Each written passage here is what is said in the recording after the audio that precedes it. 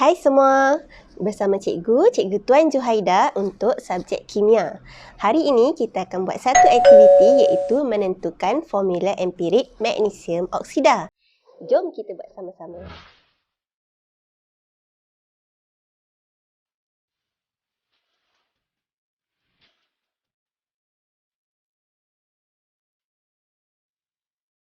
Baiklah, mari kita tengok apakah alat radas dan bahan yang akan kita gunakan untuk aktiviti hari ini. Okey, yang pertama kita akan gunakan dua jenis bahan iaitu pita magnesium dan juga kertas pasir. Okey, alat radas yang akan kita gunakan ialah penimbang elektronik, penunu Bunsen, tungku kaki 3, alas segitiga tanah liat, mangkuk pija dan penutupnya, penyepit, dan juga mancis atau pemetik api. Jom kita buat sama-sama. Baiklah, langkah pertama kita akan timbang dulu mangkuk pija dengan penutupnya. Mangkuk pija kosong dan penutupnya menggunakan penimbang elektronik. Okey. Okey, catatkan bacaan di dalam jadual di dalam buku teks anda. 38.38 gram jisim dia. Okey. Untuk step yang kedua, anda perlu memotong pita magnesium ini sepanjang 10 cm. Kita akan gunakan 10 cm. So, kita ukur dulu panjang pita magnesium menggunakan pembaris. Okey, dan potong. Dan pita magnesium ini perlu dibersihkan terlebih dahulu menggunakan kertas pasir.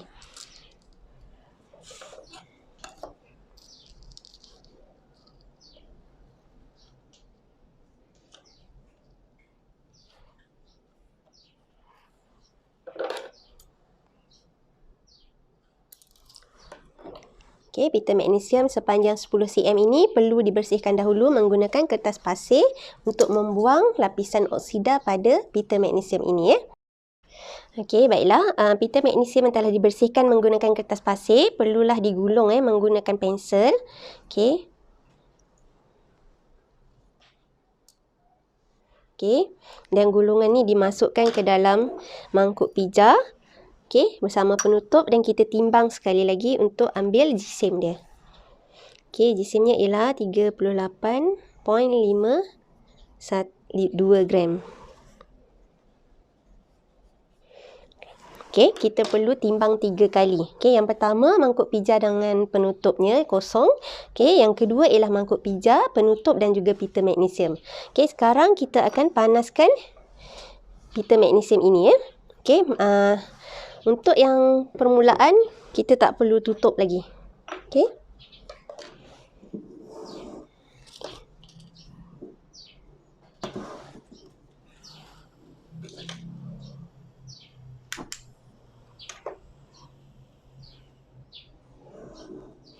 Okey, panaskan dengan api yang kuat. Menggunakan nyalaan biru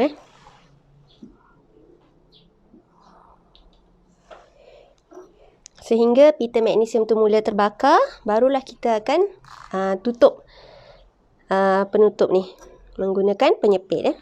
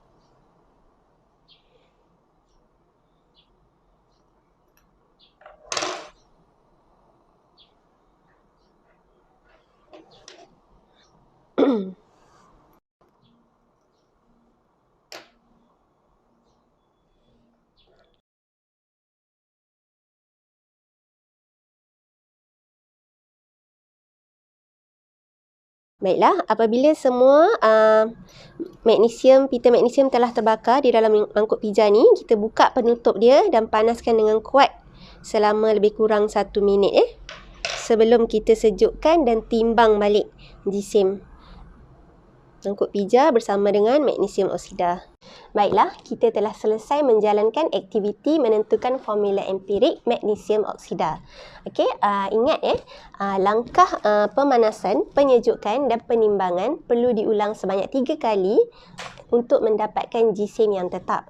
Okey, dan pita magnesium tu kita perlu bersihkan dahulu dengan menggosokkan menggunakan kertas pasir untuk membuang lapisan oksida pada pita tersebut.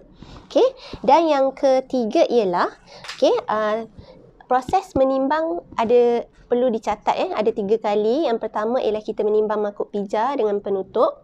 Okey, yang kedua ialah mangkuk pija, penutup dan juga pita magnesium. Okey, dan yang ketiga, selesai eksperimen kita perlu timbang sekali lagi mangkuk pija, penutup dan magnesium oksida yang terhasil.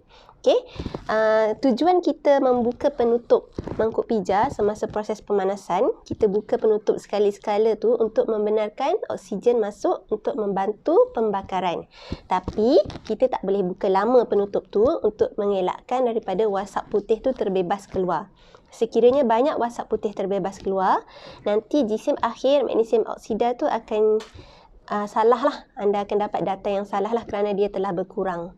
Okey, itu saja untuk aktiviti hari ini. Semoga anda semua faham dan jangan lupa buat laporan eksperimen.